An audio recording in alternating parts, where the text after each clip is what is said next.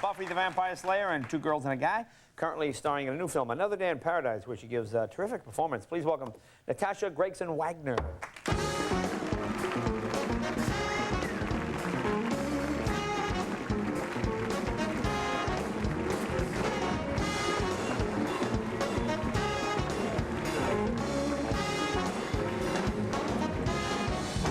How you been? I've been good. Good to see you again. Nice to see you. Now, my friends tell me you've been playing Miss Matchmaker, yeah? I do have a tendency to do that. What I sort of do is when a guy sort of calls one of my friends, they play their message, and then I decipher what the message means. So if he says, "Hi, it's me, call me back," I decide, is he just quickly saying it because he has to call, but he doesn't really want to call? Or is he saying it because he's trying to be really cool? Or I don't know. I think I know these things. So if a guy calls one of your girlfriends, he thinks he's leaving a message for her. Meanwhile, a whole gaggle of girls have been brought in to analyze this message. Precisely. Don't you think that's a good idea, you guys? No. Okay, so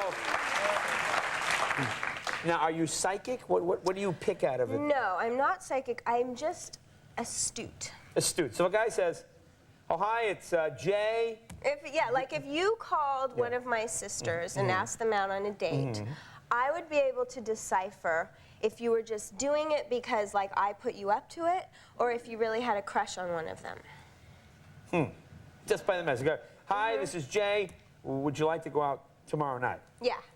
What do you feel? I think that meant that you are on the show with me right now, and you are just trying to put me on. But you can sense that I'm married, also. Well, yeah, but this is, of course, if you weren't married. No, but I mean, that doesn't make any sense. What do you, did you judge it on the tone of the guy's voice? Yeah, no, I judge it on the tone of their voice and sort of just the inflections of how their voice sort of rises and falls. Now, how about when you meet guys, like in a bar or a club or something, do you do the same thing there? Well, actually, when I meet guys, what I like to do is tell stories, especially if I meet a dorky guy, for example. I met one recently, and I told him that I was an Eskimo, and that I lived in an igloo, and that my name was Sylvia Bottomtooth.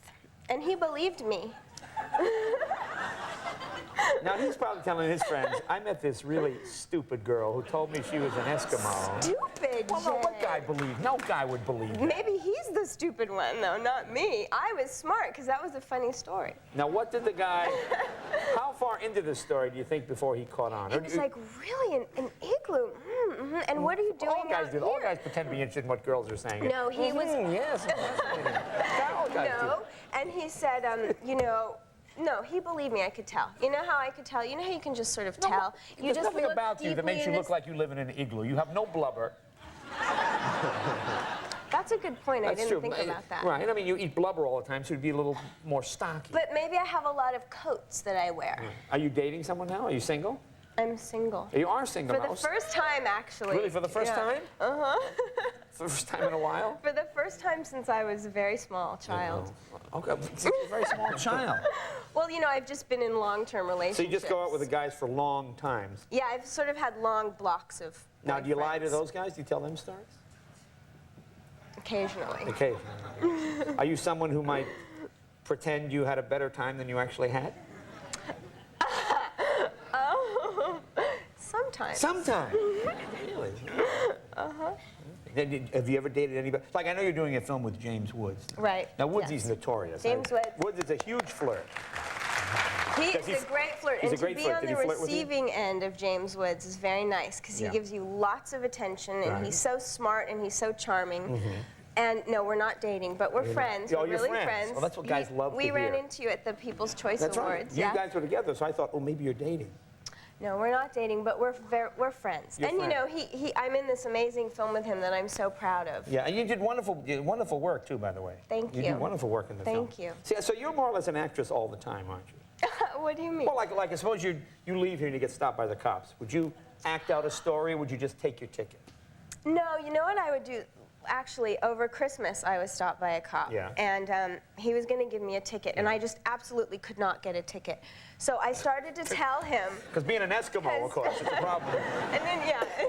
So I started to tell him that, you know, Christmas, I'm doing all this Christmas shopping, and Christmas shouldn't be about that. It should be about, you know, the spirit of Christmas. And by the end, he had apologized for pulling me over. He agreed that the spirit of Christmas should not be about shopping, and he thanked me for the message. Now, you think that would have worked on a female cop? No. No. But you can do the little eye thing, and But boy, it would have worked for you. You are nothing but trouble. You are nothing but trouble. Only when I come on your show. Some guy is going to come along and straighten you out someday, Emily. But you do a wonderful job in this movie, by the way. You play this junkie. Yeah, it's, you know, it's sort of, even though it's about heroin, though, I don't think it's only about that. No, it's not only just about that. But let me ask you something. Now, Okay. I know your stepdad is Robert Wagner. Correct. And you have you have a nude scene in the movie. I do. Now, he seems like he's a little strict. I know he's like the hip, cool Hollywood guy. Yeah. But I also know he's kind of a strict dad. Does he get upset at that kind of thing? Well, you know, the thing is that my dad has seen me naked for my whole life, so he's used to it. Well, you know, maybe that sounds a little weird. Maybe from like 3 months to 5 years old. Right. There's a gap of about 20 years in there where I assume he's not seeing you naked on a regular He's pretty liberal about Yeah. it all, but he's, you know, I guess I just have been sort of running around naked my whole life. Really? Well, actually, we have a picture of you naked. You show that picture. There she is right there. Like, oh, there's your mom, Natalie Wood. There you are. It's beauty. Let's show people a clip from this film. Okay. And you do a wonderful job, by the way. Thank you. You're a terrific actress. What scene is this? This is when I'm about to tell Melanie Griffith. Okay. Melanie Griffith that I can't And do Melanie this. Griffith and James Woods are like Bonnie and Clyde. And they've taken you two guys in to teach you a life of crime. Exactly, and good? who better to do this with than Right? these two? Let's take a look. I can't do this anymore, Sid. I didn't think that we were gonna make it. And I feel so guilty. And I was so scared, you know, and I'm still scared. I don't want to do this anymore. I want to go home. Very good.